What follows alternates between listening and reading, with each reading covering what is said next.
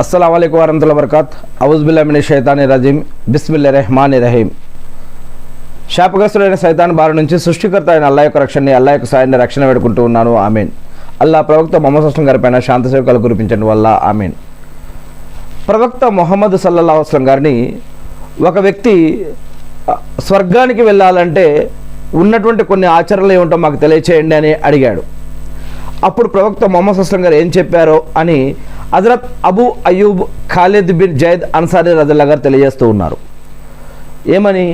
ఒక వ్యక్తి ప్రవక్త మొహమ్మద్ సల్లల్లాహు అలైహి వసల్లం గారి దగ్గరికి వచ్చి, నాకు నరకం నుండి రక్షించబడి నరకం నుండి రక్షణ పొంది స్వర్గానికి వెళ్ళేటటువంటి కొన్ని ఆచరణలు ఏమిటో అవి మాకు తెలియచేయండి ఓ ప్రవక్త మొహమ్మద్ సల్లల్లాహు అలైహి వసల్లం గారు అని ప్రవక్తని అడిగినప్పుడు ప్రవక్త మొహమ్మద్ సల్లల్లాహు అలైహి వసల్లం గారు ఏం చెప్పారు అంటే, నీవు సృష్టికర్తను మాత్రమే ఆరాధించు, ఆయనతో పాటు ఇంకా వేటిని ఆరాధించకు, మరియు ఆయనకు సహవర్తులుగా ఇంకెవరిని కల్పించకు, నిలబెట్టకు.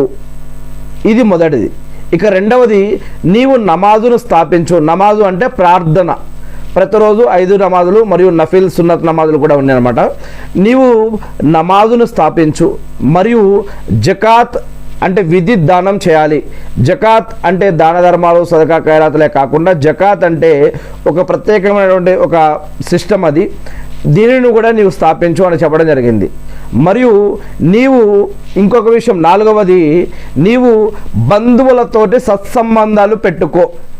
బంధువులతోటి స్వర్గానికి పోయేటటువంటి ఆచరణలలో ఇంకొక ఆచరణ, బంధువులతోటి మంచి సంబంధాలు పెట్టుకో అని ప్రవక్త మొహమ్మద్ సల్లల్లాహు అలైహి వసల్లం గారు ఈ యొక్క 4 విషయాలు ఆ యొక్క వ్యక్తికి చెప్పారు అని హజరత్ అబూ అయ్యూబ్ ఖాలిద్ బిన్ జైద్ అన్సారీ రదియల్లాహు గారు తెలియజేశారు అని బుఖారీ హదీస్ గ్రంథంలోను ముస్లిం హదీస్ గ్రంథంలోను మరియు హదీసు కిరణాలు రియాజుస్ సాలిహీన్లో 333వ హదీసులో ఈ యొక్క హదీస్ చెప్పడం జరిగింది. అంటే మనం స్వర్గానికి వెళ్ళాలంటే ఎటువంటి ఆచరణలు కలిగి ఉండాలి? సృష్టికర్తను గుర్తించి ఆయన్ని ఆరాధించటం, మరియు ఆయనకి సాటి సమానంగా ఇంకెవరిని నిలబెట్టకుండా ఉండటం, మరియు రెండవది మరియు ఆరాధన నమాజ్ స్థాపించడం. ఈరోజు మనం ఎంతోమంది ఖురాన్ గురించి చెప్తారు, హదీసుల గురించి చెప్తారు, ఎంతోమంది ఇస్లాం గురించి చెప్తారు, అల్లాని విశ్వసిస్తారు, అల్లాని నమ్ముతారు, కానీ నమాజుల విషయానికి వచ్చేసరికి మస్జిద్లో కనిపించరు. నమాజుల విషయానికి వచ్చేసరికి మస్జిద్లో కనిపించరు. ఫజర్ నమాజులో ఈరోజు ఎంతమంది ముస్లింలు ఉంటున్నారు? ఉదయం నమాజులో ఎంతమంది ఉంటున్నారు? కేవలం శుక్రవారం నమాజులో మాత్రమే మస్జిదులు నిండిపోయి మరి మిగతా నమాజులు